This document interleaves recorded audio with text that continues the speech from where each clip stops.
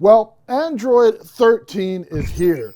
I'm going to walk you through what I think are the most impactful features and talk about these quality of life refinements. And being that Android has always been seen as the OS that champions easy, user-friendly customization for the masses, I think you're going to like this. Let's get into it.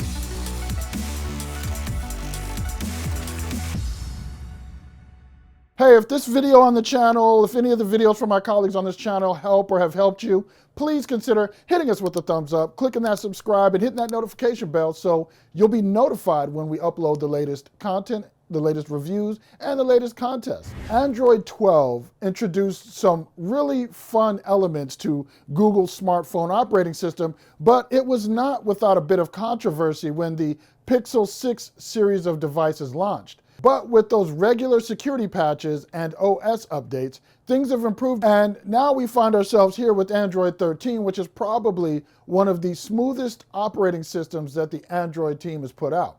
And while Android 13 isn't a huge difference from 12, there are refinements that are definitely noteworthy.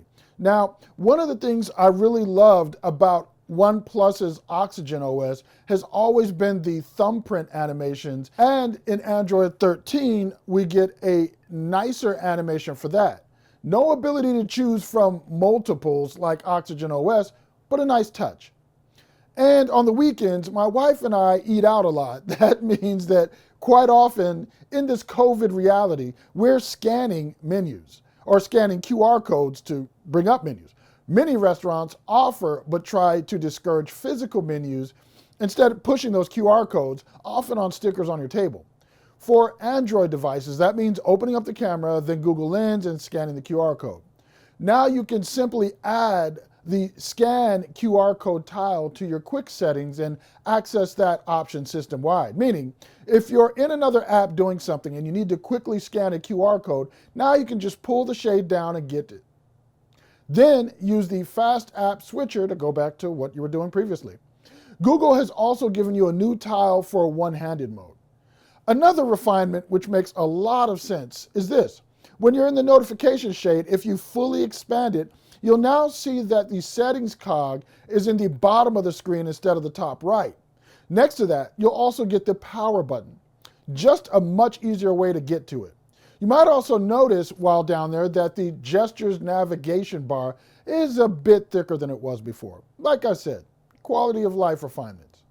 But there are some larger things to look for which are more impactful. For example, Android is the gold standard of copy and paste functionality to me for the clipboard, and it gets more useful in Android 13 Tiramisu.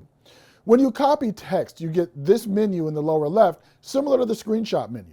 It gives you a few options for what you can do once you've copied your text, but you can also edit your text right here in the clipboard so that when you go to paste later, you have only the text you want to paste. This is a godsend for me when I'm sharing my content with you all on multiple platforms and only want to share a specific portion of a caption from one place, but then customize it for different audiences and different spaces.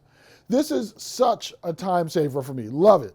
Another great feature here is that if you choose to copy a photo instead of downloading it, you'll be able to tap on it and get the markup menu to edit or annotate right then and there. You should know that anything you put in that clipboard, though, will be automatically cleared after about an hour.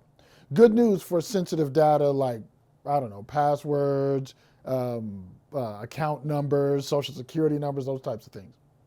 And though this isn't here now, there are other security-minded features like the new photo picker.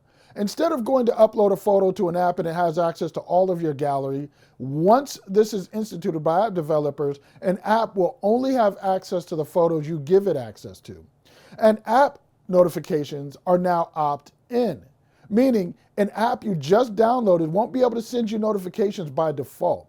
You'll get a message asking if you want that app to send you notifications. And speaking of new app level features, there's an active apps menu new, which gives you more granular control over which apps are running in the foreground. I spend a decent amount of time exercising in the gym, so I may have fitness apps running and music apps running at the same time. With the active apps menu, I can see which apps are running in the foreground and kill them from there if I want to. And for my peoples who actually speak more than one language, this next feature is huge. Per app language support. So if you're living here in the States but communicate regularly with family members in another part of the world in your mother tongue, you can set an app like WhatsApp or any other communications apps, for example, to run in that language if supported. And it won't affect your phone system-wide. It will only stick to the language you've chosen in that one app. My last two favorite items here are theming and the new media controls. The new media controls are beautiful and functional, my favorite combination. The progress bar is larger and easier to manipulate and has this little squiggly line running through it as you move through the content's runtime. Whether on your lock screen or in the notification shade, you can also quickly switch multiple playback sources and control the volume right from the music widget. Then there's theming. There's now beta support for theming your app icons. What does that mean? Well, here's what your app icons look like with it turned off. And here's what your app icons look like with it turned on. They color match to your wallpaper and have some other enhancements, refinements, augmentations when you turn on that beta feature. And you're also going to get more color options to complement your wallpapers now.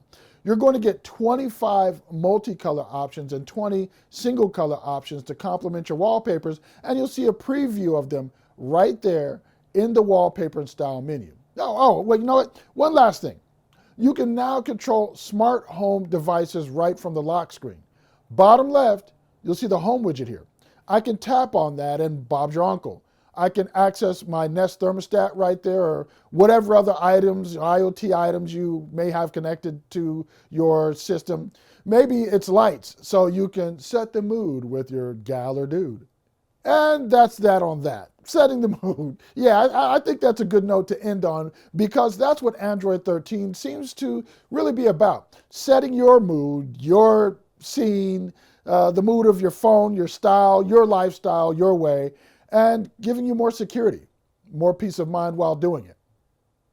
I'm Tshaka Armstrong for reviews.org. If you have any questions about Android 13, because there are a lot of improvements and refinements, a lot of security stuffs that went into this, so much more than I could list here.